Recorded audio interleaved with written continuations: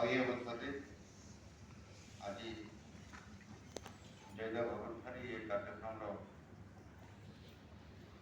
मंचरे समस्त विकासीन नेतृमंडली माननीय विधायक ग्राम भुवनेश्वर तीर्थ बाबू सिंह महोदय उपदेष्टा संघाटी फाउंडेशन तीर्थ गौरव कीर्ति महापात्र महोदय आज मुख्य वक्ता हिसाब से विशिष्ट साहित्यिक एवं संभकार दास महोदय आज आम उपस्थित अच्छा प्रमुख शासन सचिव श्री संजय कुमार सिंह निर्देशक श्री सरदार एवं आज कार्यक्रम में उपस्थित समस्त मधु प्रेमी भाई भौणी मैंने उपस्थित समस्त मीडिया समस्त बंधु मैंने समस्त को ये अवसर धन्यवाद देवी आप समस्ते आज कार्यक्रम में उपस्थित रही जीवंत कर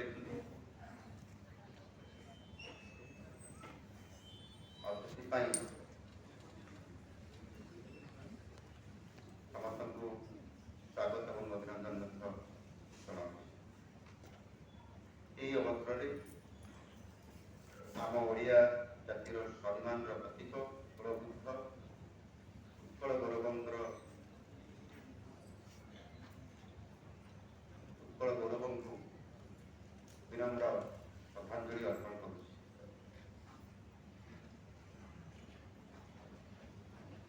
मधुसूदन दास थे ओडिया जातिर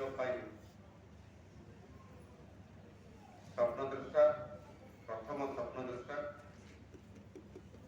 एवं ओडिया जातिर अस्मिता एवं स्वाभिमान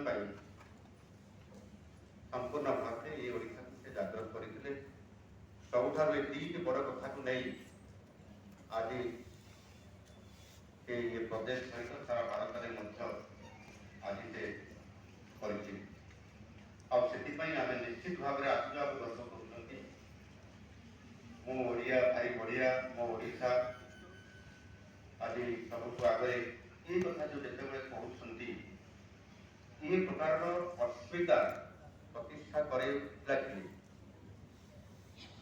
जदि आज ओडिया समाज एवं आज ओडिशार समस्त युवक युवती मैंने ये कथा को थे जदि अनुभव करेंगे एवं अनुभव करने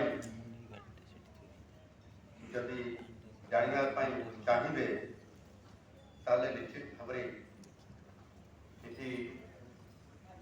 आमर संभकार दास बेहनूर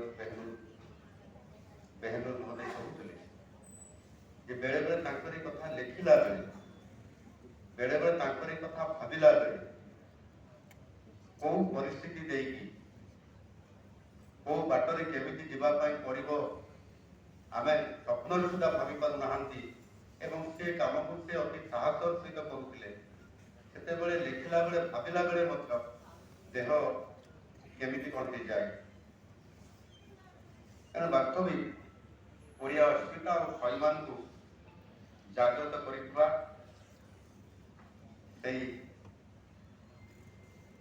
उद्योक्ता होती आमर मधुबाबू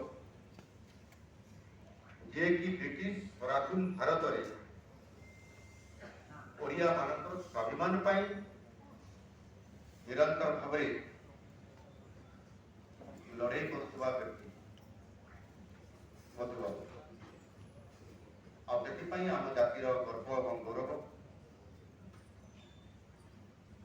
तार मुख्य भूमिका से आज निर्वाह कर आज रखी जहाँ आमर जड़े महाशय ये कहते मरणोत्तर भारत रत्न भी दिजार आवश्यकता अच्छी और प्रयास ये विषय उत्तर आमर दास ମହୋଦୟ ମଧ୍ୟ କହିଛନ୍ତି ଯେ ଏ ବାବଦରେ ମଧ୍ୟ ସେ 20ଟି ପଏଣ୍ଟ ମଧ୍ୟ ସେ କେନ୍ଦ୍ର ସରକାରଙ୍କ ନିକଟରେ ସେ ତାଙ୍କ ତରଫରୁ ଲେଖିଛନ୍ତି। ଯାହା ଆଜି ଆରମ୍ଭ ହେଇଛି, ଇଏ ବହୁତ ବଡ଼ କଥା।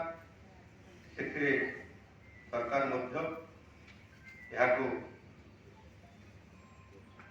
ତାଙ୍କର ଯେଉଁ ଓଡ଼ିଆ ଜାତି ପ୍ରତି ଓଡ଼ିଶା ପାଇଁ ଯେଉଁ ଆଜି କାମ କରି ଯାଇଛନ୍ତି, ନିଶ୍ଚିତ ଭାବରେ ସେ ବାବଦରେ ମଧ୍ୟ ଆଜି ସରକାର ମଧ୍ୟ ନିଶ୍ଚିତ ଭାବରେ ଏ ବାବଦରେ ବିଚାର କରି ଆବଶ୍ୟକ ପଦକ୍ଷେପ ଆଗାମୀ ଦିନରେ ନେବେ।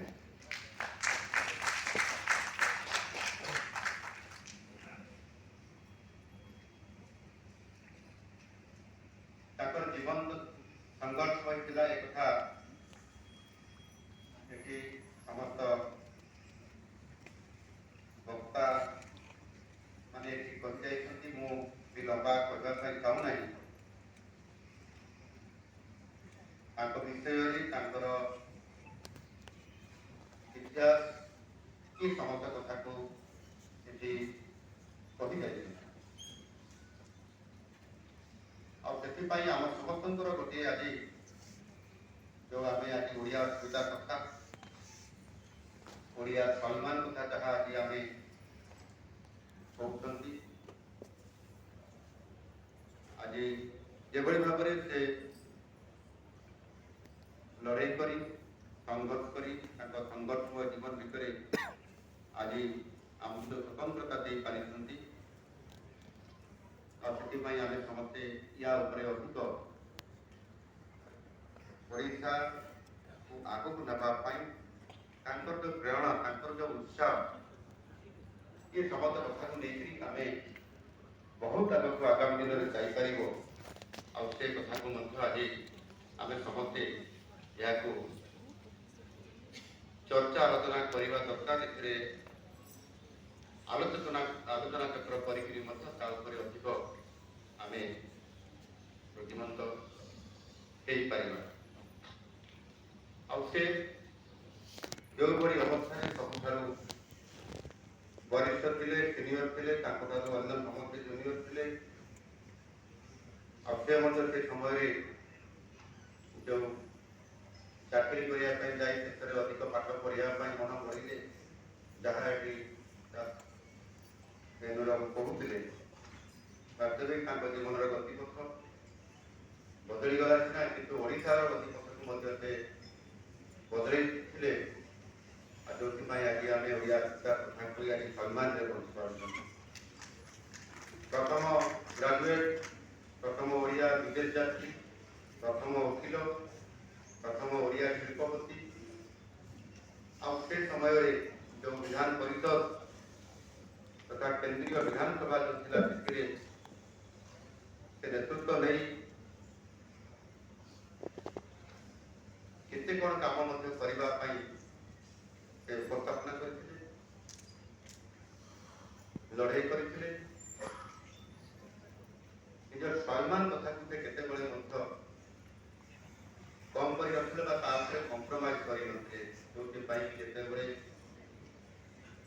ସେ ମନ୍ତ୍ରୀ ଥିଲେ, ସାହାଯ୍ୟ ଶାସନ ମନ୍ତ୍ରୀ, ସେ ସମୟରେ ମଧ୍ୟ ଯେଉଁମାନେ ମନ୍ତ୍ରୀ ହେବେ, ଲୋକପ୍ରତିନିଧି ହେବେ, ସେମାନେ ଦରମା ପାଇବେ କାହିଁକି? ସେମାନେ ଜନପ୍ରତିନିଧି ସେବା କରିବା ପାଇଁ ଦାୟିତ୍ୱ ନେଇଛନ୍ତି, ତେଣୁ ସେମାନଙ୍କର ଦରମା ରଖାଯାଉ ନାହିଁ। ଏ କଥାକୁ ନେଇକି ସେ ସେତେବେଳେ ଆପଣଙ୍କର ବିଧାନ ପରିଷଦରେ ତର୍କ କରିଥିଲେ।